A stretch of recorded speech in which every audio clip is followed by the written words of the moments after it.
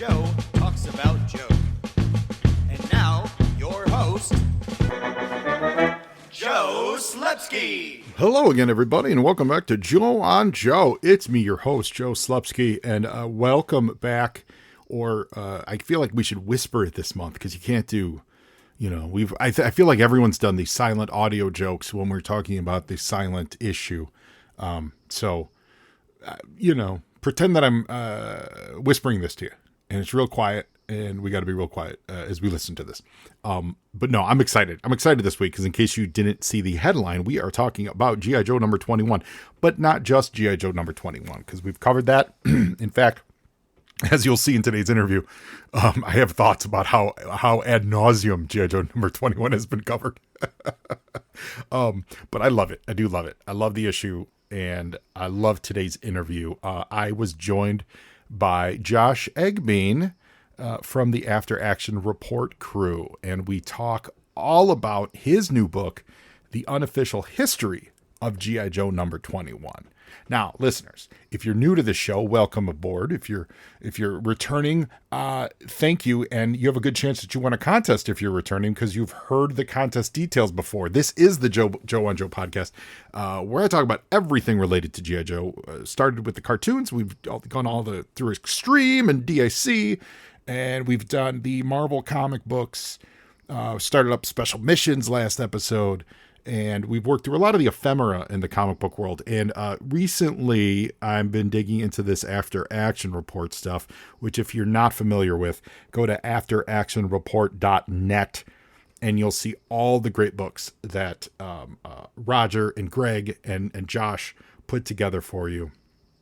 And we've been running our contest for the last month. Really, it's over a month, because initially it was going to end in March.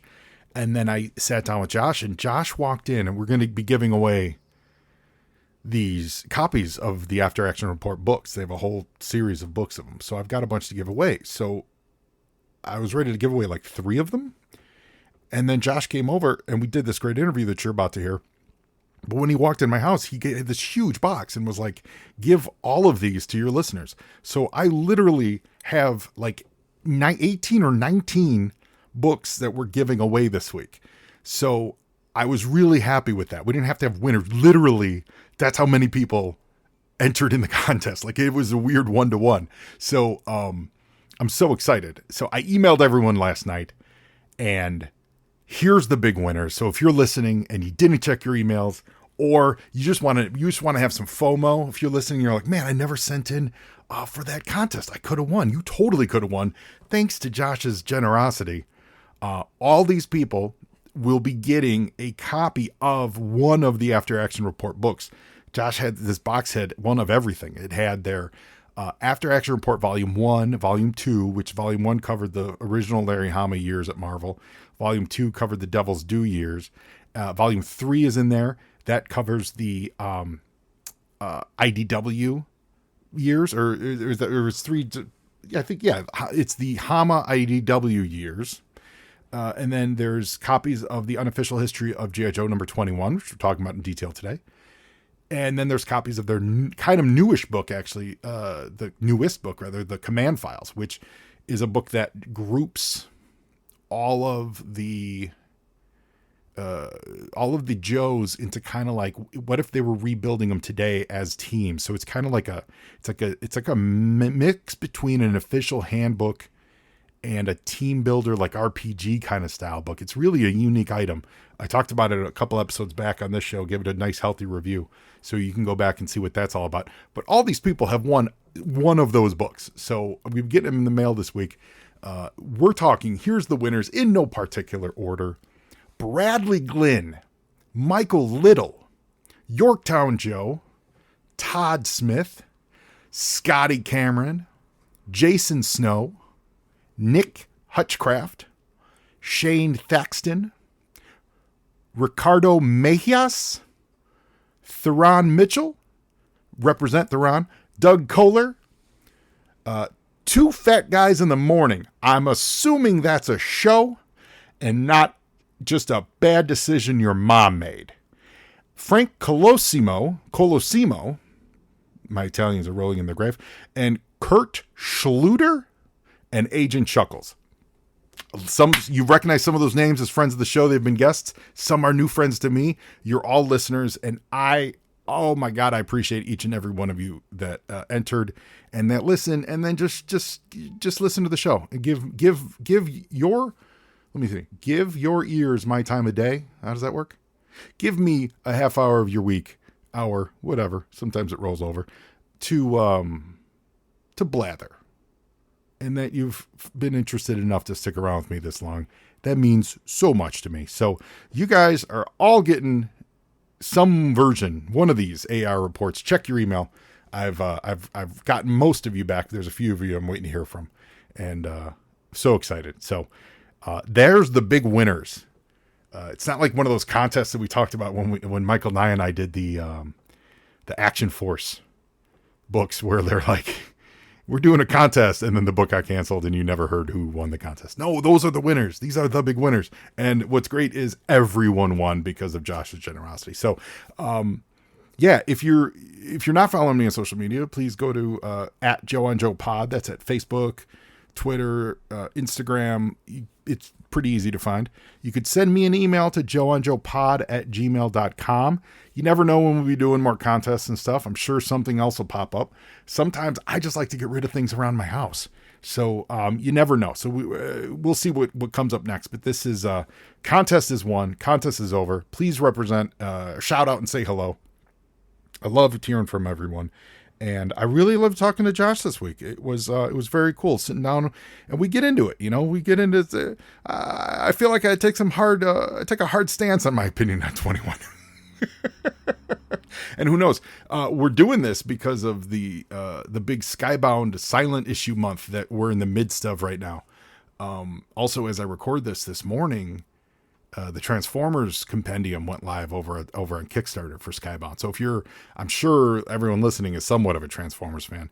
If you're not aware, that is currently live on Kickstarter. So you can go over there and kickstart your really expensive bound set like they did for the G.I. Joe set, but they're doing it for the Transformers. And it ain't cheap, but they're doing it. And yeah, that's where we're at. So sit down, sit back, relax.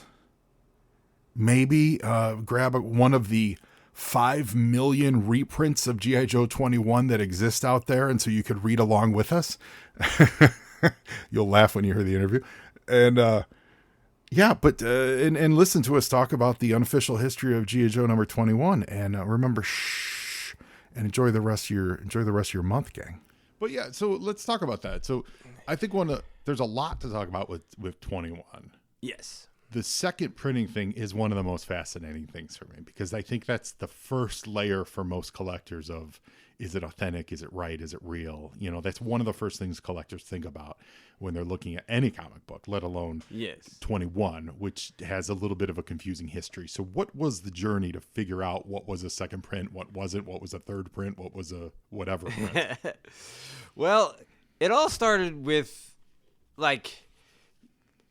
basically yojo.com put up, all the kind of history of number 21 back in the early 2000s, right? So I was doing the Yojo comic section, and it was I realized that there was a first printing, right? There was a newsstand and a direct market. Most people kind of understood that. And then there was a third printing with the little black Spidey head. But nobody had ever found a second printing. And of course, you had to look in the Indica to see second printing, right? Because you couldn't, But didn't they not have that in there, though? Wasn't it missing on a lot? So nobody had ever found one. Yeah. And again, we're talking in the early 2000s when people were kind of trying to, that's 25 years ago now, basically. And people were discovering, Mark Jewelers, and they were discovering Canadian variants and all that kind of stuff. And it wasn't new, but for our generation as collectors who were basically coming back into it, it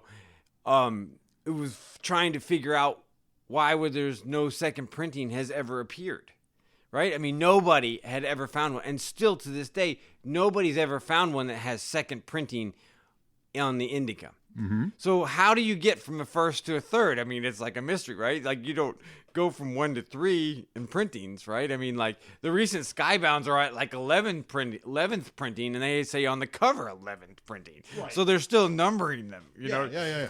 So that was the impetus for trying to find it out. So back in the G.I. Joe forum time, you know, I mean, like before Facebook and before all that kind of stuff, everybody was trying to figure it out, right? I mean, and again, you're talking 20 years ago now, and one of the people that I interacted with way back when on the G.I. Joe Reloaded forum, which was just one of the comic ones. Do you remember that one? Forum wise, no. I wasn't in the game. Okay. Then. Yeah. So that was basically when Devil's Due had kicked back in. I was Grunt when he left the service, and I hadn't yet come back from college.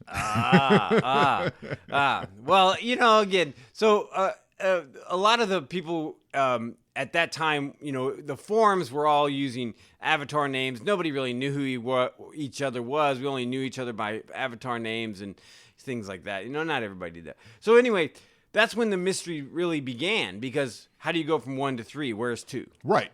Yeah. Right? It's an obvious progression. Yeah. So, you know, so then as we tried to solve that mystery, there just was no answers. And it was pre-Facebook, and Google wasn't really what it is now. And like you didn't have all those kind of things that are around now. So let's fast forward to 2020. COVID shuts down everything in America.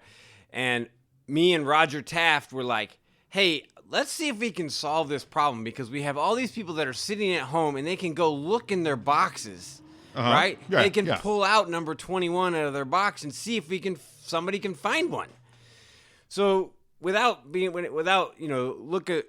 so we put out this thing on General Joe's, that's Justin Bell's website, and so about let's hunt for it. So you put out a call to everyone, look at your 21s. Yes. Okay. Pull it out of your box and look and see yeah. if you can find somebody that has a second printing. Yeah. And we also put in qualifications, like, okay, it has to have a black Spidey head in the corner, right?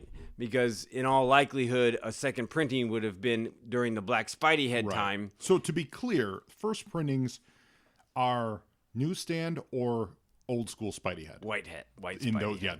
That's it. Right. If you're shopping and you see either that newsprint or white Spidey head, you're good to consider that a first printing. Yes. Okay. So that's that was the original impetus for trying to figure it out, because we had these different Spidey heads. Now, what's really interesting is that in the history and doing research, literally G.I. Joe number 21 came out at the exact time that Marvel switched from the white Spidey head to the black Spidey head. Of course, that becomes Venom, but that was during the Secret Wars time when Spidey had the new black suit. And strangely enough, for you collectors out there, everyone likes to point at Secret Wars number 8 as being the first appearance of the black suit as an alien. And technically, that's right, because that's when they reveal that it's an alien. But he actually appeared, if you want to get really technical, he appeared in like Marvel Age. You know, he appeared in some ads, but it was that issue of Spectacular and Amazing where he was on the cover in it. And they jumped their own gun in saying in their regular books, hey, look, he's got a new costume. Tune in 6 months later and we'll tell you where this costume came from over in Secret Wars.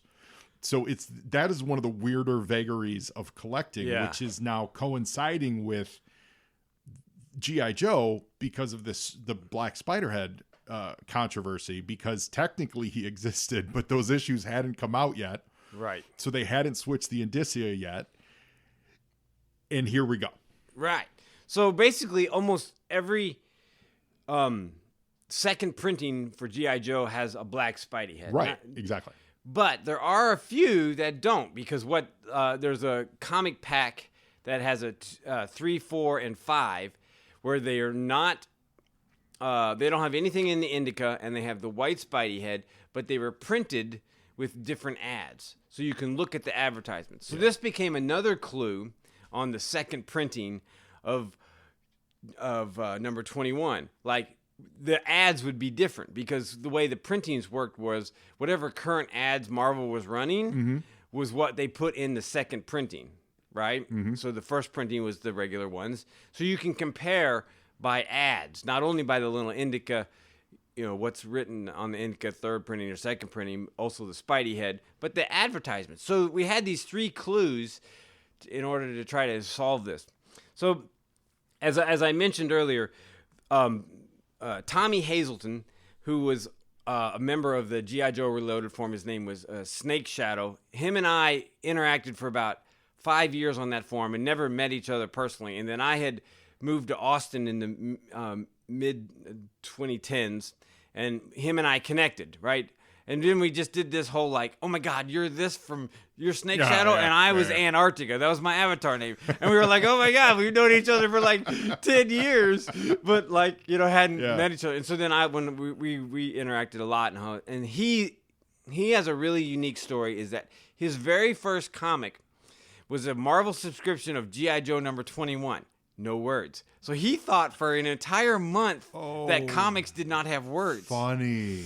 That's funny. So his literally, and then number 22 showed up and it had words and then he got it. So he has been a big 21 like hunter, right? Yeah, just like collector and like because that had an emotional place in his heart. Exactly. Yeah. And of course he's a big G.I. Joe fan and we had a long history. So in the I'd say the late 2010s, him and I were really interacting, and then I've always Roger Taft, who helped me like get all into the international collecting and all this stuff, and had a lot of knowledge. But like again, we didn't have Google at the time. Yeah. So you reached out, and were you able to find any no second prints surfaced? So nothing with second printing in the indica. Right. So on your book, and by the way, just to remind everyone from the intro, we're looking at the history of G.I. Joe number 21, which will be, I believe, up top of this episode. We talk about a giveaway, listeners. So tune into that if you're for some reason skip the first top because you don't want to hear me talk. We're looking at it's like page 56, 57, where you're talking about this hunt for 21. So the direct market symbol is a big deal. The collector hunt, no one had one. Correct. So this is 2020, right? Right. So we're recording this today is 2025. And so we put that call out and everybody's stuck in their homes and we had hundreds of people on different forums and different, Facebook and other things saying, no, I didn't find anything. But I did find that mine was a newsprint, and I didn't realize I had a newsprint, or I found a third printing. That was me. Right. About mid 2000, I always thought I had a first print, just because when I was a kid, I assumed I was getting a first print. Never went to look back. Oh yeah, I totally didn't. I bought my first print in the mid 2010s. So you had a third print for most of your. I had a third print for most of my life because I bought it super early. It was probably one of the first 20 books that I ever bought. Oh, nice. But I had no idea what any of that meant. I just saw it for a good price because at the time it was expensive, and I was like, oh, there's a version that's a little cheaper. Yeah. And totally. Yeah. Yeah, and the third printing these days, I mean, like even on some of the CGCs and things like that, like, it's a couple $100. Well, nowadays it's I mean, and technically it works this way for older stuff too, but it's because those other printings have much smaller print runs, right? So they're technically more rare, even though they're considered a third printing. They are more rare. So if you get a small print run and it's a really good looking cover, which the reprints tend to be, you can see those spike a lot more than the first printings. Did you? If I'm remembering, I put maybe it was Roger, but I tried to get you or Roger in touch with Scott Rosenberg. Maybe I think it was Roger, Roger, because a friend of mine, Scott, and if anyone knows him, and this gets back to him, I don't think he's a listener, but he's out here. He used to work in the comic industry, worked for Malibu for a long time, was part of setting up the Ultraverse and in early days of Image and all that stuff. He told me he's responsible for all the reprints of G.I. Joes. Really? Yeah, he and his buddy, a friend of his, I don't remember the name, but they were the ones who went to Marvel and said, we want to reprint all your G.I. Joe stuff. So he might have... Put them in those packs. Put them in those packs, exactly. Marvel wasn't reprinting G.I. Joe at the time. So this is an anecdotal story he told me once, and I was like, well, that's fascinating. Well, and I've never gotten him on the show to talk about it. I haven't seen him in years. I used to work for him briefly. I was an intern for him when I first moved out here. He's a card. But he might have the answer to this. Right. If we can nail him down. He's out here in Hollywood. He's doing his thing. He's Scott Rosenberg. He's doing his thing. But he claims to be the one to have done literally the person behind these second printings. Right. So that leads to the answer of this whole number 21 second printing. Yeah. Right. So in 2020, we put out the call. We put it in our first book, the volume 1. Hey, look, we don't have the information at that time. And so then, fast forward, 4 years later, and I'm putting together this book that we're talking about, which is the unofficial history of G.I. Joe number 21. Unofficial history. Yes, exactly. G.I. Joe number 21. No words. The joke is it's an 80-page book on a 22-page comic with no words. And so about 15 pages in this book are tracking our history. So we had originally put out the call on the General Joe site, then we put it in our book, and then we started getting all this information, right? Because people knew what to hunt for or what not to hunt for, which was different things. Yeah.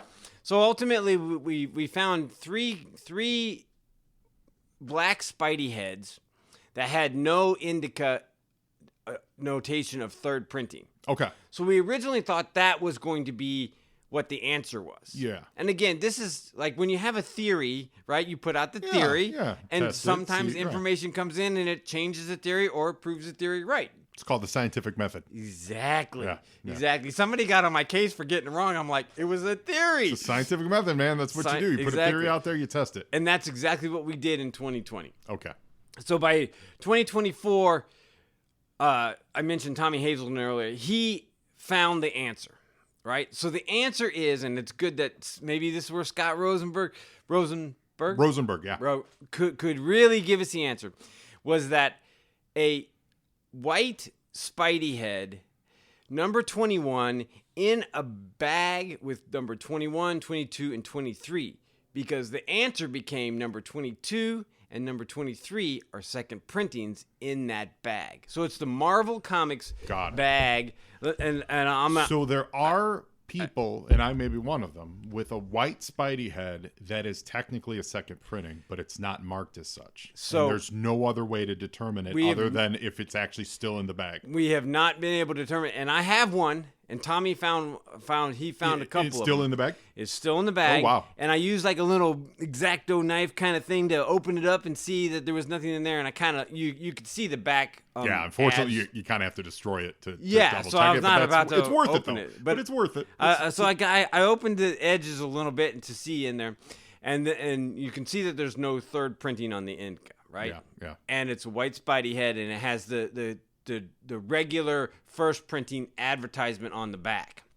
Got it. Right, which is a Frogger. Yeah, and it's a Frogger advertisement. And we're sure that this wasn't just first printings that were slid into on a production run with second printings. That's the question. So, all likelihood that is the case, but the fact is that 22 and 23 are also second printings in that bag. Right. So they would have been. So by the time you get to it, so let's work this out. By the literally calendar time, by the calendars that pass, days that pass, by the time you get to them saying, let's do a second and third printing of 22 and 23. Right. Literally all the copies of 21, the first printing, the actual true, genuine, real world first printing copies of 21, however they're labeled. Right. They're gone. They're not sitting at the printer waiting. You know what I mean? Like they're not sitting at a printer waiting to be to be held. Now, maybe if you wanted to find a reason how they could get there is maybe they're sitting at a distributor and a distributor for some reason says we've got crates, boxes of these 21s that we haven't sold, which is nuts to think because I can't imagine that book was a hit when it hit. Yes. So the only way for a true physical first print to make its way into those second print bags would have been to been recalled from a distributor or sitting around at the printing warehouse, right, and just thrown in there. And that's something I find hard to believe because you wouldn't even get to the second and third printing months ahead, Right. till months later, for 22 and 23. So the investigation part of this mystery, right, became, when did these bags start? Yeah. Right? Oh, yeah. Good question. Right? Right. That's a very good question. So there was one and two of them beforehand. We had, like I said, had a 3, 4, and a 5, and they are second printings. They have different ads, and that came probably about 5 to 6 months before the 21. Because again, we're talking like, at this point now, Marvel is, or the G.I. Joe Real American Hero series is probably pushing 23, 24, 25. Okay. Somewhere in there, as 21 has already So they come out. were already making those 3 bags in the teens. So in the G.I. Joe teens. Yes, in the Okay, teens. they were. But Okay. there was only a couple of them. And then, of course, you have the Marvel head switch, right? From white to black. So they probably wanted to get rid of the white ones, right? Put the black ones in there. And then after that, and this is where Tommy really did a lot of investigation. He actually got some like other bagged ones, like where A-Team and Smurfs and things. Yeah. Where they have. I had the A-Team 3-bagger. Do you? I had, not anymore, but that's how I got my A-Team. I absolutely bought it from the A-Team 3-bagger. Right, Yeah. and those are second printings, and they're not. They kind of fall in that same category. Some of them are labeled. they're some second of them printings? Some of them. Oh, I've never looked. Right. So, but again, it's a whole transit. There's like a transition that happened yeah. right with this mystery. And Yeah. So the answer, and I'm going to read it. I kind of was reading it a little bit here. Go for it. I'm Yeah, going to yeah. read the answer that we found. Go for it. And this is from the aforementioned Unofficial History of G.I. Joe number 21, the After Action Report book. Which, if you're not reading the After Action Report books, all of them, you need to get on that train. So the conclusion is the number 21 second printing can be found in a Marvel Comics multi-pack, still sealed, that contains number 21, 22, 23, and are sold for $1.69 with a blue label on the top. So they're also so if That's you very take, specific. If you take it out of the bag, it becomes You're ruining your provenance. correct. Of it being a it second basically print. Yeah. becomes a regular There's no white way to prove Spidey it, head. yeah. There's no way to prove it. And again, basically just by briefly being able to like lift up the pages a little bit, we've confirmed that is. Yeah, and I like that you identified the look of the actual plastic bag itself. Were there any versions in a plastic bag that don't resemble that? Like you said, with the blue top? the third printing does come in its own pack, but it's not 21, 22, and 23. Got it. I forget what the numbers are, but they're like odd numbers, and 21 Sure. is in there, and it has the black Spidey head, and if you open it and like looking it up, it's third printing. Okay. So the third printing does come in a bag, but it's different. So the key is it's 21, 22, and 23, and that was the answer. Just to prove the theory. So that's great. Originally, our theory kind of was that it would be a black Spidey head with no indica of second printing, right? And we did find a couple of those. So how do you prove something, right? Exactly. Well, the scientific method. But How also, do you prove it? Yeah. So that's also part of this is that the cover is separate from where the indicia is. Right. So the indicia is on the inside of the printed press piece. Yes. So those might have been first run copies of the interior pages that they that they had overruns on. Right? Yeah, maybe. Because printing is not a very precise process, right? Especially in the 80s. Yeah, especially in the 80s. So Right. you order 10,000, it was a lot more back then. But Yeah. you order, even then, actually at those bigger numbers, it is they were much more. So 400,000. right, you order These- 400,000 copies. Yeah. They're technically running. Mary Jane's very excited about this. They're technically running, 403,000. That's 3,000 or 4,000 extra books, because it just runs so fast and there's Right. just so much. So those, and those are called, not blanks. Overruns. Well, it's overruns. Yeah, I used to be in the publishing, so okay. my old boss right now is currently screaming at a podcast he's not listening to right now. But those overruns, those exist, and Right. and they could be, you can slap any cover you want on them. Okay. So there's a world where the interiors of those are the first print interiors, and they had extras, and they then slapped a second print cover on it. Oh, see? Or they started running the second print. Someone realized they forgot to change the indicia and slap the second print stamp on it. Yeah. And then they paused and fixed it. You know what I mean? Like, all that stuff is absolutely very possible, especially back then. Yeah, and the thing is that there's nobody to confirm any of that. Yeah. We actually did ask Jim Shooter, was And he punched you in the face. chief of Marvel at the time, and he basically said, "I don't know." Yeah, you know what? Because he wouldn't have known. He wouldn't have known. But who else do you ask? No, I mean, we've asked Larry. Larry doesn't know. I mean, like, where's the Marvel person that was in charge of that? Well, now, maybe it's the Scott. Who you've said that's new information you just told me now. Yeah. So maybe he can find an answer. So we'll try to get you in touch with him again. I know maybe it was Roger that was this goes back when we first met, so 4 or 5 years or something. I definitely try to put one of you guys in touch with him.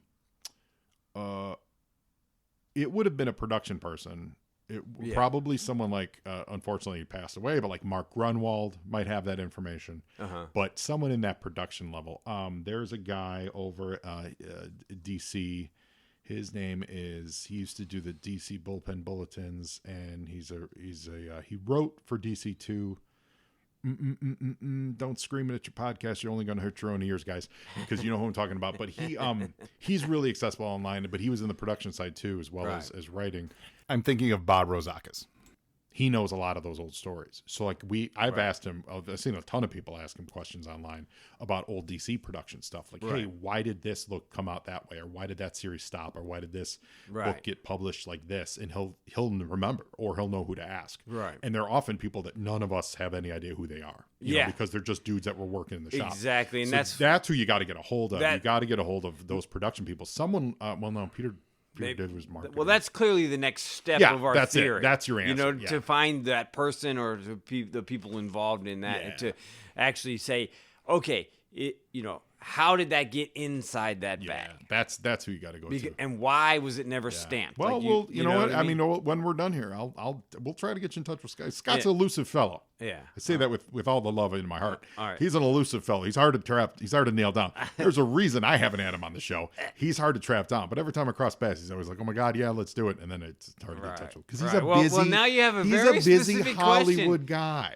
Very specific question to a very big issue in the GI Joe community. We'll send it. We'll send it after this. So we jumped right into that, and that's probably like one of the biggest mysteries around 21. But this book that you put together is just chock full of every little bit of minutia reference to issue 21 that you could possibly imagine.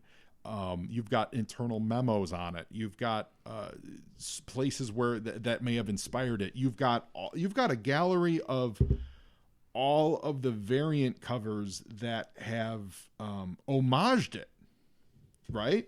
Yeah. It's literally every homage to 21, every this reprint of 21 that up until this book was published in 2024. So last year. Yeah. So like every single version of issue number 21, you have accounted for in your companion, the unofficial history of G.I. Joe number 21. Yeah. Well, of course, now it's a year later, and it's all out of date. We're gonna throw it in the garbage. There's the cover gallery is out of date. The information, interviews, and the biographies of all the people involved in the story. That's all. Some of these homage covers are great though. Yeah. Like there's probably about 2 more pages of homage covers. Since in the last year, probably. Actually, part of the impetus for this, talking about number 21 here is that starting at the beginning of April, right? Skybound is re-releasing number 21 with some new covers. Yeah. Then they're releasing 5 new original issues from 5 characters that are all silent. So listeners, when you hear this, we'll be right in the middle of April. So some of this will all have already dropped. My guess is it doesn't make any sense for Skybound to be doing that unless that's also the month they're going to finally bring Snake Eyes into the series. I mean, and this is pure speculation. Right. We're recording this like mid-March. Right. And there's no other reason to be doing this focus on issue 21 other Right. than that's also the month they're finally revealing who their version of Snake Eyes right. is. So let's clarify. So for the Silent Mission Skybound month is 5 books, all within the Real American Hero, Larry Hama continuity, but It's not in the Hama continuity. Yes, Okay. but not written by Larry Hama. The 5 Right. issues are all written by other Right. writers. Now, the Written or art directed? Let's be real here. Well, you still I have feel to like write the it's- you have to write the do. actions. What Story happens. told, and I'm joking with that. By the way, Yes. I'm not. Well, I mean, part I'm of not. That's not a slam on any writers of this, but I do feel it's a little more plot and art direction. Right. But you know, Well, I mean, the that's history why of 21 is that Larry Hama went Well, you and didn't- drew it himself in a weekend. yeah, because he didn't have time. Because he didn't have time. I didn't Yeah. write any words because he's like, I don't need to drive words. Yeah, I'm an artist. I 'cause can he's a draw great it. storyteller. And he drew Yeah, it, and then yeah. Steve Lealo inked it, and it was colored and Well, done. listen. Well, yeah. So finish. So the plan for the month is 5 stories. Right, 5 in stories. Hama's universe. It's Beachhead, Spirit, Jinx, Roadblock, and Duke. Each one gets an issue, and it's all within the. So, what you were hinting at, and potentially could happen, is in the Skybound Energon universe, Snake Eyes has not been introduced. Scarlet has, and the Jinx and the Rashikage, and Storm Shadow, but not Snake Eyes. So Right. if your theory is potential, and again we're recording this in mid-March now, your theory is that maybe they're going to introduce Snake Eyes in the Energon universe in connection with all of this. So that's a very interesting theory. But ultimately, what it is it's honoring probably one of the greatest comic books in all of comic book history, number 21. Right. But they might do that. Who knows? Again, this is you're making a prediction. And it That could is my prediction. Yeah. And but now I could be wrong, and certainly Lord knows I've been proven wrong many times. well, again, it's a prediction. But it makes right? sense. I just thinking marketing wise. Why would you do it? Because I got to throw this out there. I am on this. I am on the side of exhaustion over 21. Yeah. I am 100% an exhaustion over 21. I wrote can't a whole lie. book about it. No. I can't lie about that. I'm not gonna backtrack. I do love it, so there's no lack of love there. Right. But with all the from like the collector side, like Super 7 put out like 3 or 4 versions of the 21 Snake Eyes card figure, and I was like, I'm done. And then you go to San Diego last year, and there's another version of it, and I'm like, and that's our special show special. I'm like, are you real? Are you real? We need another 21 Snake Eyes show. I'm done with that. Like it was too much. It's too much. Like let it simmer for a little bit. Let's marinate and come back. So when they announced this, I'm again, can't lie. I was like, right. Because now it's Skybound. So now Skybound has to have their say on how great 21 is. However, in my head, the only reason to do that is because it's timing with the intro to Snake Eyes. And that's just total speculation, but it just makes sense. If I'm wrong, I'm wrong. But Skybound with their $3 million Kickstarter compendium had a number 21 cover, but it has Storm Shadow on it. So it's like a different cover, but it's still number 21. Yeah. So we're still getting them. Yeah, you know what I mean? and that's also that too. Yeah. With that, which I love, I have 0 complaints about. This is not a complaint about that compendium. I love it with all those variants. But again, I was like, okay, more variants. Right. And as there's other books we could have done cool variants for. Like I don't, you know what I mean? Like there's other stuff to mine with 21. Right. I'm talking to the man who wrote the book on it. But what you didn't exist before. Homage covers existed. Yes. You know what I mean? We've seen this. We've seen just reprints. You brought and I've got it too somewhere, but you brought the IDW put out the 40th anniversary of it. Yes. Their hardcover book, which is cool that was a cool piece to celebrate, but like we've seen it reprinted over and over and over again. It's reprinted probably about 40, I would say about 30 times in English. Yeah. And it probably reprinted it but about does another it matter 10 to what 12 language times it's in other reprinted languages. But does it matter Well, though? the some computer signs, right? screen Yeah. is usually in the other language. Right. And sometimes the the word grenade is changed a Oh, little really? in terms of the spelling, and Oh, sometimes the well, numbers. you brought along some foreign versions. I did. Do you have them, or they were behind Yeah, they're you? right behind you. They're Yeah. right behind me. So yeah, these are cool. So we'll talk action.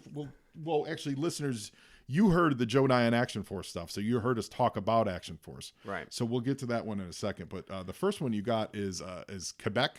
Yep. So that's the French. It's called Editions Heritage or Heritage Editions, and in Canada, in order to print a comic book, you had to print it in English and in French, and so that's generally considered the first GI Joes that were not in English. Interesting. Because they were printing those in the early 80s, 82, 83, because of the rules in Canada regarding... So in order to release your English language comic book, Yes. you also had to release a Right. certain number of them in French. And so there's it's called Editions Heritage, and they were doing everything, DC and Marvel at the time, in French. Oh, that's so great. that's generally considered the first one. That's great. And then about 89, the one that we're here is a Denmark one, and there's some. There's probably about 20 countries that it was released in. I like the Denmark one. Well, they're awesome. They're both great. Yeah. The Quebec French one is more of a straight reprint of the cover. Right. It's even got the blocky. Well, let's talk about that real quick. Well, let me finish this thought, then we're going to circle back. It's got the like thick marker signature on the bottom, which for years I always thought was someone writing on the cover because it's so thick Right. and blocky. One of the few times in the early 80s when the cover artist's name were on the cover. So the pretty Denmark rare. edition is actually it's like they cleaned it up a little bit. So you're saying this is from a couple years later? Yeah, the majority of the international books outside of the North America came out in 87. Got it. And it's When the cartoon hit the airways in those countries and they released comics. And some of them were short run, 10, 12 issues. Others were long. I mean, like Finland ran into 96 when G.I. Joe was over in America, and they were still releasing comics. It's got the Action Force logo, and then in the corner, my Denmark or what language they speak Finnish there? Flemish. Flemish. My Flemish is poor, but I'm assuming it's an advertisement for the G.I. Joe cartoon airing on their Super Channel. Google Translate is amazing. Again, because back it's got in the a little day- TV in the corner. So this was like an advertisement for the cartoon airing over there. Yeah. So let's real quick get onto this cover. There was controversy for a long time. Not controversy, but forgetfulness of who actually drew the cover, right? Well, again, in the 80s, they didn't label who did the covers. Right. People just in the Marvel bullpen did the covers. So who drew this? So it's Klaus Janson and Ed Hannigan. It's Hannigan and Janson. I think Klaus actually was the colorist, and Ed Hannigan was the artist. And there was a lot. I mean, that and they kind of only wasn't, did those. Yeah, they didn't there wasn't do anything else. Right, really. exactly. Yeah, they didn't do like the previous ones, and then they moved on to it. So there wasn't. Right. It wasn't well known for a long time that it was Klaus and Hannigan. Right, and of course, Klaus has won many Eisners. And Klaus and Hannigan, weren't they the team on Daredevil at the time after Miller left? Mm-hmm. Right, so they just must have popped over and did this. So they were in the bullpen. Yeah, right. The Marvel yeah. bullpen was just like, okay, let's. Yeah. Here, you work on this. Don't get any credit. I mean, like literally, just recently, the letterer Rick Parker was the guy who lettered the credits, and so he's not even listed because there's no words. But he did the credits, and just the yeah. And so now he recently pointed out that he did it. So now that's great. There's in the most recent version of the 21 reprint. They've added his name, Rick Parker, as the letterer because he just lettered the credits. There's nothing else to letter. Is that the same Rick Parker from Beavis and Butthead? He did everything. Yeah. He was the letterer for G.I. Joe and for all kinds of Marvel. I think he worked for Marvel for like 20 years. So he's now a part of 21 in a new way in the last few years. And literally they added his name to the credits in the book. Well, so it's still growing. Yeah. I mean, that's what's amazing about number 21. That cover is so strong for many, many reasons. But Ed Hannigan, his Batman covers, and then Klaus Janson, his stuff, those are two, like, their art oozes strength and just pop. And like, there's nothing soft about either of their styles. Yeah. So I think we know why that cover is freaking amazing. And even when you look at all the other homages, they're cool and they look fine. Right. But none of them that I've seen, we'd have to Right. really take that for me. They don't pop like this one does. No. Because they're more of like the pose, like, oh, we're doing the same pose and it's cute and funny. Right. This cover is like, I mean, he's getting fired at. Yeah. This is more than Bullets are just the flying at pose. him. This is a statement picture. Yeah. This really is a statement picture, and pretty much all the homages, and Right. we could, it's debatable, I guess, but they're just more homage pictures Right. than they are a statement drawing. Yeah, exactly. And that's what I love about that cover. And that the original 11 by 12 cover recently went for auction like 3 years ago. It's in the book for like $300,000. Yeah. Right. I mean, so it was the original one. So Yeah. I mean, that's a big number. It's a huge number.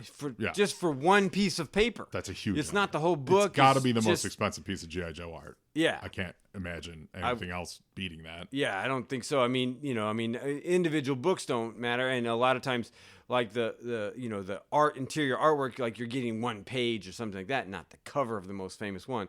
I mean, I actually do have an article in the book about who owns all the original art, and he paid somewhere in the 5 figures. Yeah, sure. His name's Gene.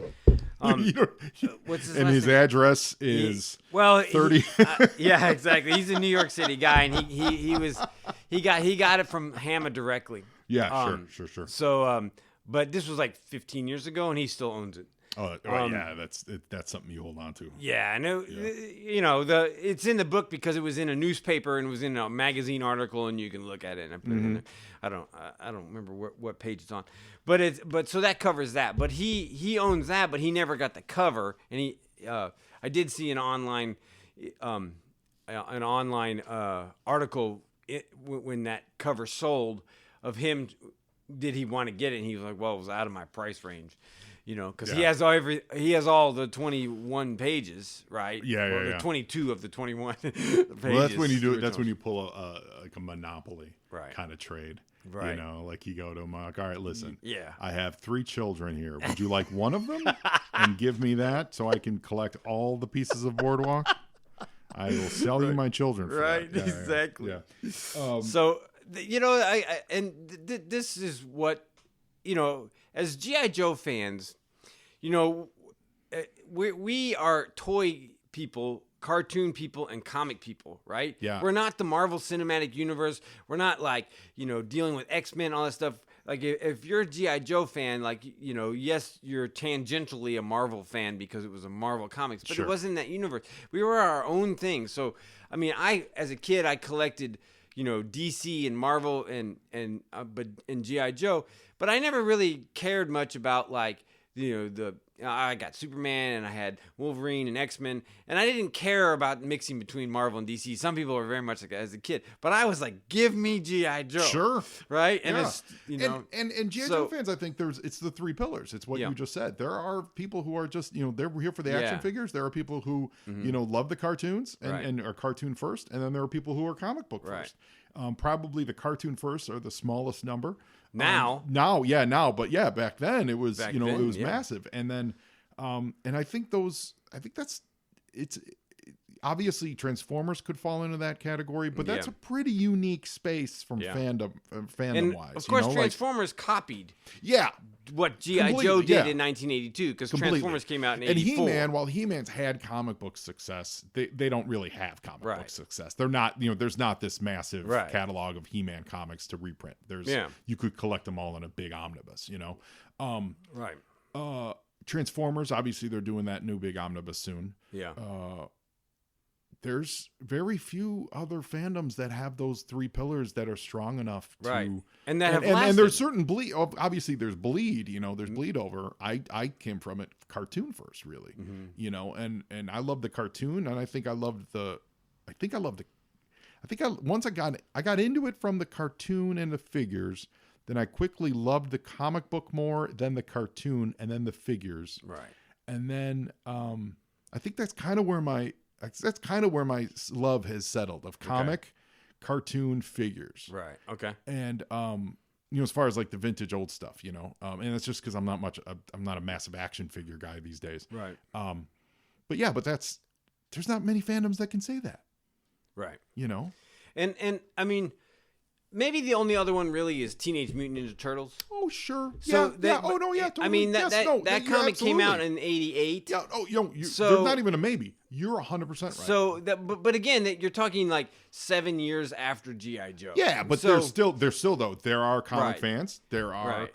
the cartoon And that fans, was like- and there's the movie fans. Frankly, Yeah. they have one up on us. Yeah. Is the movies, which our movies are garbage. yeah, yeah, and you know, I mean, but again, that wasn't like an underground comic. It wasn't Marvel Comics. You Sure. know what I mean? It was. Yeah. It had a very different comic start for Teenage Mutant Ninja Turtles compared to. But it was still Transformers and It just- was still massive. It I became mean, it's- massive. Yeah. But it But was. I think GI Joe out the gate and Transformers out the gate completely were totally. so It was. So maybe Absolutely massive between those launch. three 1980s properties, that's about all, and they're all still going strong Yeah. to a certain degree. Yeah, I mean, You know, you think 80s, you think of those three, you think of Thundercats. That doesn't match. You Yeah, think of it doesn't. He-Man. As great as He-Man is, Yeah. no shade on He-Man. He-Man doesn't have And those pillars. those toys sold like crazy for like 2-3 years, Yeah. and then dropped off. Yeah, the- although I would say cliff. like they're very healthy. I don't know what sales are, I guess, but there's a lot of He-Man toys these days. So I would say Right. like the toy is really healthy these days. Right. Cartoon is not. I think isn't Kevin Smith He did it. He did one of the cartoons, which like cracked the fandom or in the half. comic too, maybe or something. Yeah, but- but it's it's They had a long gap in yeah, time. they had a very long gap. Thundercats, those are the, like that's the stuff of discussion. Smurfs, they only had a cartoon. They were as far as Right. massive Yeah. impact at the time. Cabbage Patch Kids were just really the toy. They never crossed over into anything else. I mean, you're wearing a Star Wars shirt. Star Wars is Oh, a it's Star Wars. movie first. Yeah, So that doesn't obviously even Star Wars that massive. falls out of the category of And Star Wars gave up on the comic game, Yeah. and quite frankly, that comic was not very influential. Right, It no. really wasn't. Like in No. retrospect, people go, "Oh, whatever," but because they were totally doing their own thing. yeah, I there mean, were, none of and those some stories are made- better than others, but Yeah. a lot of it doesn't really fit into Right. canon. It just feels out of whack. Yeah. It wasn't guided by one vision like Hama was. Right. And then when Dark Horse took over, they absolutely did some good stuff, but Yes. there was just a glut of stuff. And So that's that yeah. time frame of Star Wars when there was no movie and Yeah. no movie coming, and there was the Heir to the Empire book came out Oh, and then man. the comics. I was and so it's like- excited when those books came Yeah, out. I it was loved them. I amazing. still love them. I've reread them You know? recently. I used to work in the movie theater, and we were right next door to a bookstore, one of the chains that doesn't exist anymore. And I would go next door and be like, "Did you get part 2 of Heir to the Empire yet? Did you get it yet?" And they're like, "No, it's coming out in a month." We go, "Come on back, dude. We're excited for it." I'm like, "I can't wait." So Yeah. that's what I would. Yeah, I was Yeah. such a fan of the Heir to the Empire. So stuff. again, that's books, Yeah. not comics, Right, right. cartoons. Yeah, so yeah, yeah. Star Wars doesn't even Yeah. fall into that category. Well, I'll say that. So then that's, I think that's the frontier that G.I. Joe has dabbled in, but never really found success, is the book. I think, Yeah, the there's printed- one the book printed- that I know of, and There's it was a few, just like recently. Hearts and Minds was that short story thing. I think Max, Yeah. I think Brooks. Max Brooks, Yeah. he edited that. They did those 6 prose novels in the 80s. I've got all those, and they're fun. They're totally yeah, fun. the Find Your Fate ones. Also those. That's an Oh, the addition. novel ones, There's too. 6 novels, There's- straight novels, yes, and then yes. there's the Find Your Fates. I don't even know how many. There's like 16 of those or something. I don't know. We can look in volume Yeah. one. Oh yeah, They're yeah, in volume one. Yeah, there's a lot of those, but like as far as like 20, I think. yeah, you look at the prose success that like Star Trek had, and Right. there isn't really although there's a lot of crazy fanfic out there. Yeah. Well, there's. I remember years ago we found some adult themed text fanfic on Amazon, and we I don't were know if I'd want to put that in my head. No, This no, is the kind of thing you were- forget. I talked about it on the show. I remember this. I was looking for. It was when Amazon did the self-published Oh, the fanfic Worlds. stuff. Yeah, Yeah, the the world's Worlds things. It's Cobra's. Yeah. Yeah, Cobra's origin. Yeah. And so I was looking for that, and I came and it was same type of thing where someone wrote it and printed it for free on Amazon. They don't do that service Right. anymore, or had it hosted for Yeah. free or for purchase. And it was totally like the Baroness walked in on Scarlet. Their eyes locked. You know what I mean? And I'm like, oh, you gotta be kidding me. What are we doing? See, I don't want that in my head. I don't want it in my head either. But Stop. so I think that's the one. And obviously we need a good movie, but we certainly have had movies, Yeah. to not be a total downer on that. So yeah, I think a good prose, but no one reads books anymore, so it doesn't really matter. I mean, But imagine a series of books like Hasbro did try something.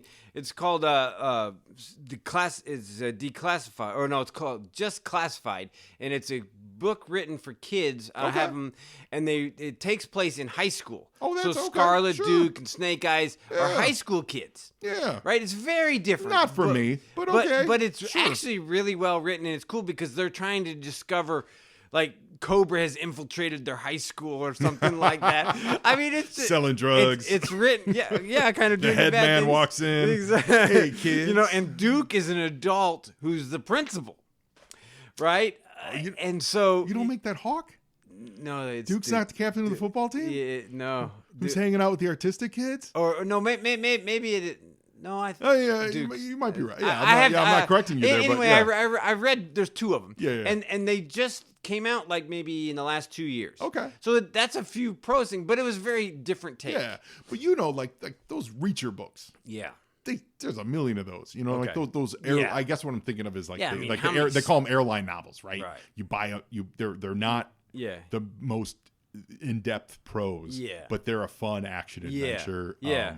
And of course, a lot of Star Wars books are like that too. Yeah, they're just fun reads. Totally like that, and they are fun reads. I'm not knocking them at all. Mm-hmm. Those are the kind of books that we should be getting into GI Joe. Yeah. and just Something. just give me some fun, Yeah. and go deep, man. Go, bring in one ringer. Yeah. To get people's attention, like put Right. Snake Eyes on the Yeah. book, but Yeah. then have it be Snake Eyes teaming up with whatever Battle Force 2000, Right. You know what I mean? And it's just Yeah. Battle Force 2000 and Snake Eyes running the game. Yeah. That'd be great. I don't know would what that be- story would be. Probably well, dumb, and- but it would be. But that'd be a fun like As long those. as it's fun, though. yeah. That's That would what's be one cool. of those travel book reads. Yeah. That's I'm calling you out right now. Yeah. Whether it would be Skybound or Hasbro, whoever would be responsible for that. Let's So- get into that a little bit. Yeah. So, and I think, that's where, G.I. Joe hasn't been able to figure it out. I mean, like, obviously comics and Hama and now the Energon universe are just nonstop. Killing it. Right? Just killing it. Love it. And the toys, I was just looking before coming here that the Skybound Void Rivals is going to have a toy at San Diego. Oh, yeah, I it's saw the that, two, the- Derek and Sola and Jetfire. Yeah. So this is what is potentially amazing about Skybound is that now they're going to do Skybound toys. Yeah. They're already doing it. They've already announced. So there could be a whole lot more coming. In fact, I think there's a new Skybound Optimus Prime coming because in the comics He's got Megatron's arm. Yeah. So It's a I good think look. I It's a think good that look for toy him. is coming. Yeah, it should. That's I a good think- look for him. yeah, so- that Dark so- Nemesis, or Nemesis Prime, whatever Yeah. they call him when he's evil, Uh-huh. that sells like hotcakes. Yeah. People love that look for Optimus. Yeah. And so this I was is- just at TFCon last week. Oh, nice. Like maybe you catch that Energon stank on me. Yeah. Was there a big? I didn't go to it, but was there a fair big presence on Energon Universe stuff there? Oh yeah. Big Clutch was there selling his Energon books, his Energon variants. Big Clutch. Sean Kirkham used to be over at Skybound. Yeah, he's made a good deal with getting all those exclusives. Well, and yeah, things like that. he used to be he was the Yeah. right-hand man over there forever. Yeah. So he better have a good deal. And Yeah. his covers are great. Yeah. Yeah, he had a big table of stuff. A lot of dealers had a lot of the newer stuff. Nice. I talked briefly about it. I think all the G.I. Joe stuff was picked over by the time I got there on Sunday. Right. Because there wasn't a ton. But I've been there in previous years, and there always was some form Yeah. of good G.I. Joe stuff I can get, loose figures and all that stuff. So they got picked over. But because, those Worlds Collide. It's funny, I saw a guy running around there dressed as Black Suit Spider-Man. And at first, my brain went, why are you? Because there's a ton of cosplay at Right. TFCon. Just random, even normal people, not like super deluxe. And I was like, why are you? And I went, oh, that's the greatest. Because he is part of their universe. Because he's on the cover Yeah. of, what is it, 3 or 2? Yeah, Transformers 3. Yeah, because it's so like, Yeah. he totally is on the And cover. Spider-Man is in Transformers in that comic. Right. So, just as a side note, that's how G.I. Joe is part of the Marvel Cinematic Universe, because that Transformers comic crosses over with Gen 2. It's the same story with G.I. Joe, and those characters appear in G.I. Joe 39 to 42. Yeah. So that makes it part of the Marvel. Oh, yeah. No, it totally is. No, it absolutely is. Yeah. In a very it's funny, though, roundabout because way, in one of but those still early there's- issues of G.I. Joe, if you remember, they don't they parachute and they land on a guy Hulk. cosplaying as Hulk? Yeah. Or something. Yeah. Somehow they run into someone dressed up as Hulk. Yeah, and I just saw on Facebook that I had totally forgotten about. In number 27, Snake Eyes and Storm Shadow are chasing through New York, and somebody, as Storm Shadow goes by, he goes, "Is that Moon Knight?" Yeah, right. And yep. I was like, "Oh, I totally forgot about that." It's so you know, I mean, it's like it's all there to be had. It's all there, yeah. It's all there to be had. I love stuff like that. So yeah, this you did a great job with thank you very 21 much. for sure. Like this is literally the most comprehensive look at 21 that's ever going to be needed.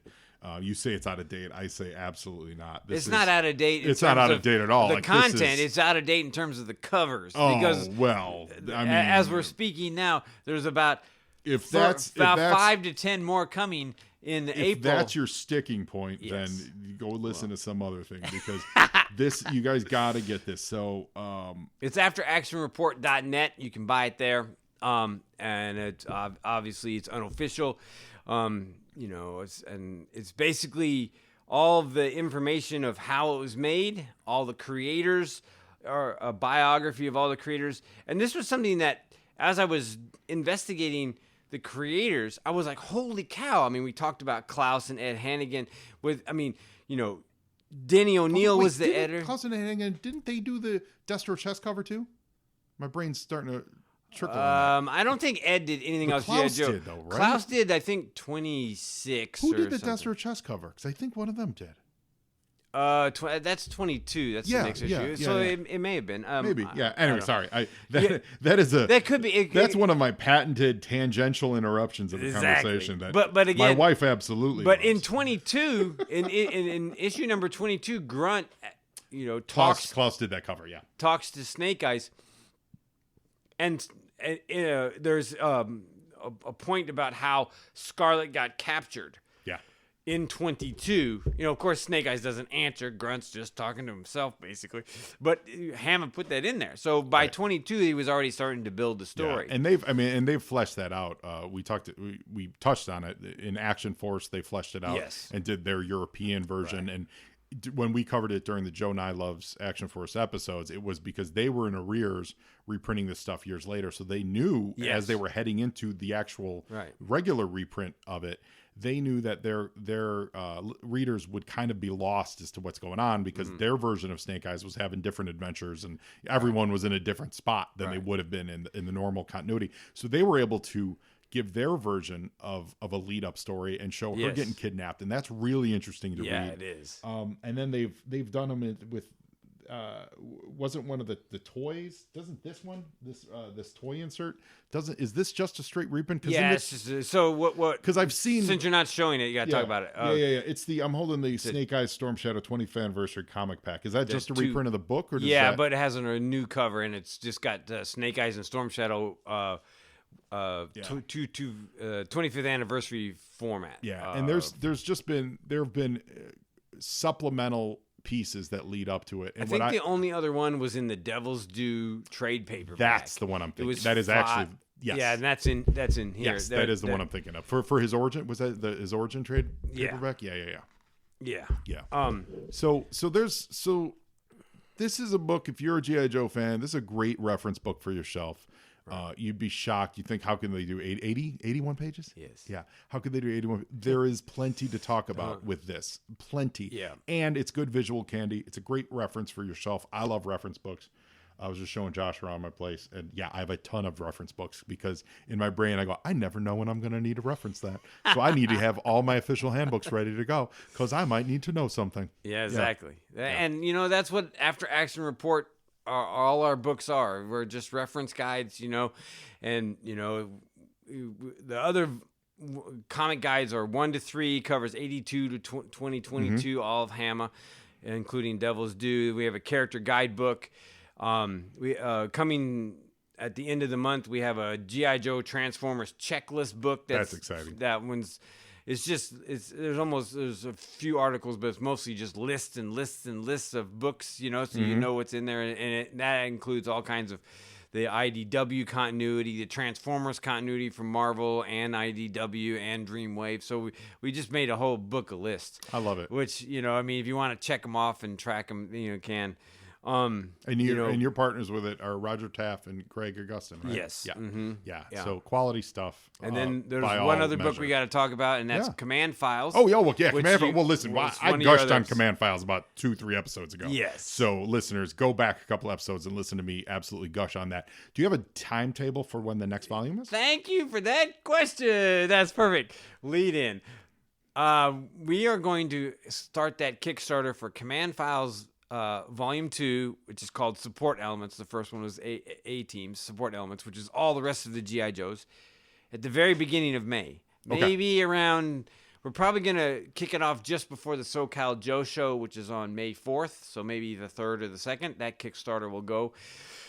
And, the Greg Eggebeen has been working hard on that book. Killing it. And, it Absolutely will be killing it. done by the time the Kickstarter is done. We can't That's completely finish the book until the Kickstarter is over because, things from the Kickstarter will need to go in there in terms of comments and things like that. Yeah. So once our Kickstarter is over and then we get the funds, we're sending it to the printer. So his previous... Oh, you gave me I was surprised to get a shout out. Thank you. Well, yeah. I genuinely was looking at it going, oh, hey. Yeah. Well, we were on many podcasts. Yeah. Well, and there's a lot of good joke supporters. I mean, why do this if you can't help elevate other Joe fans and other Joe products, Right. projects and products and all Right. that stuff? Because we just want more of it. Yeah. Like how there's obviously an appetite for this Yeah. stuff. You don't make it. Was it $3 million? Right. You don't make that much money on a reprint of a 40-year-old dead series. Yeah, exactly. Right? You don't do that Yeah. unless there's an absolute appetite for this stuff. So I recently keep it got the Kickstarter sent out a 2024 summary. And of course, in the comic section, the G.I. Joe Skybound Compendium was like the big highlight of the entire Kickstarter. It'll be Transformers 2024 year. Transformers will probably do the same. Yeah. But the love of G.I. Joe comics and the fact that it's still going. I don't know what are we at 314 or something like that. I don't know what one just came out somewhere around there. Yeah. You know what I mean? 314 issues. That's a lot. Somebody was saying that like the Savage Dragon is there, of course Spawn are there with the same writer. Yeah. You know what I mean? There's a lot of comics that have well past 300, but not with the same writer. Yeah, and no, the somebody not was with the same writer and survived different such a Publishers. rocky publishing history. Yeah. It as a fandom, as a clamoring for it has absolutely and again in the same breath as Transformers. Like they go hand in hand. And like Claremont with X-Men, he may have done more issues, but it's all X-Men Marvel, so he's in and out, right? No, he didn't. He hasn't done more than Hama. He didn't do more than 300. No. Oh, He started. he did it like 12 years. But he started with like. He didn't write 94. I think he started on like issue 96 or something. That was Len Wein doing 94. So Claremont is before 100. Right. Pardon me for not knowing that off the top of my head. Right. You nerds, don't yell at me. No, but he started. So we'll just say from 100. Right. And he wrote through like 300 and something. So close. So close, but that's only 200. Right. That's not actually close. And that's still 120 true. more comic books that Hama's written. Right. You know what I mean? That's actually not Right. terribly close.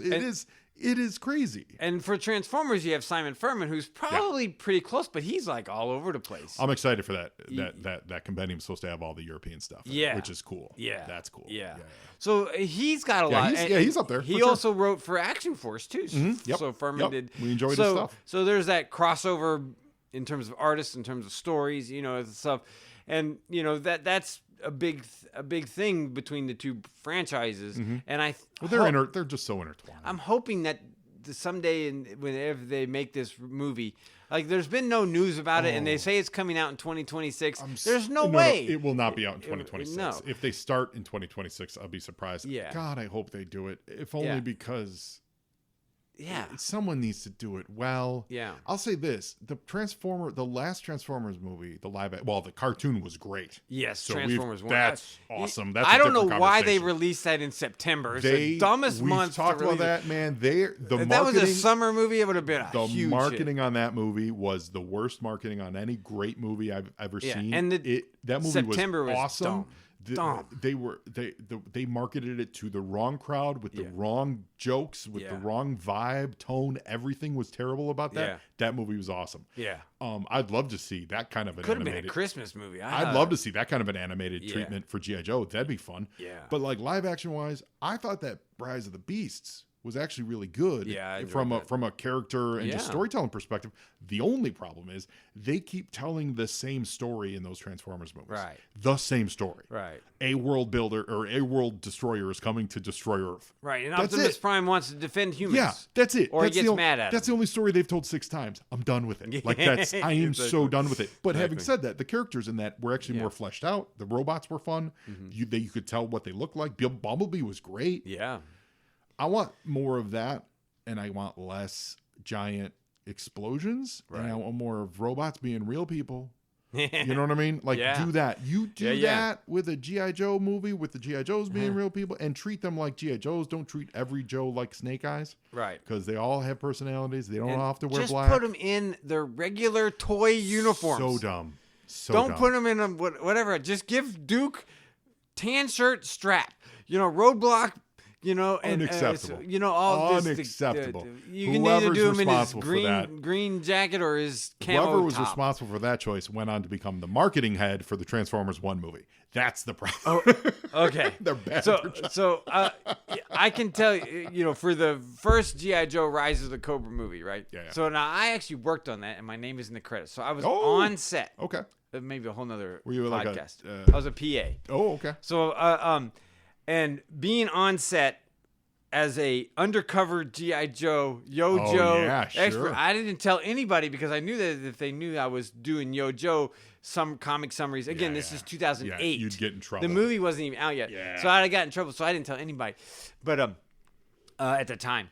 And the director and the people on set wanted to have that movie be international, and the producer, Di Bonaventura Lorenzo, didn't want Cobra Commander in a hood because it's KKK related, or at least he thought it was. You know what I mean? So there was all these kind of elements. Meanwhile, in there. the people who say that, and I'm as liberal as it gets, have obviously never seen what a KKK hood looks like. Yeah, exactly. It looks nothing like Cobra Commander's hood. Yeah, exactly. Nothing like it. There's And there's no way you would confuse the two. Yeah, and so there was all these elements, and I remember being on set, and they would talk about the uniforms and things like that because they wanted it to be international. And this is the problem that almost every Hollywood movie has made, except for the Marvel Cinematic movies, is they try to take a Hollywood version of it. So that's what they've done with G.I. Joe. Yeah. They've taken Hollywood, whereas Marvel just makes movies. I mean, they Right. put But you Thanos can with do- purple head. They don't change him. He looks can like the do comics. G.I. Joe as international heroes and still put them in distinctive costumes. Just Exactly. change the flag. Yeah.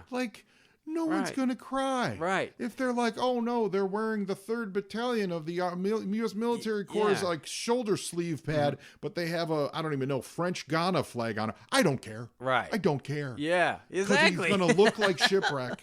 He's going to look like Shipwreck. Right. He's going to look like Beachhead. He's going to look like fill in the blank. Yeah. And okay, you give him an accent, and it turns out he's Chinese, or he's from Africa, or Right. whatever country you need him to be from. Right.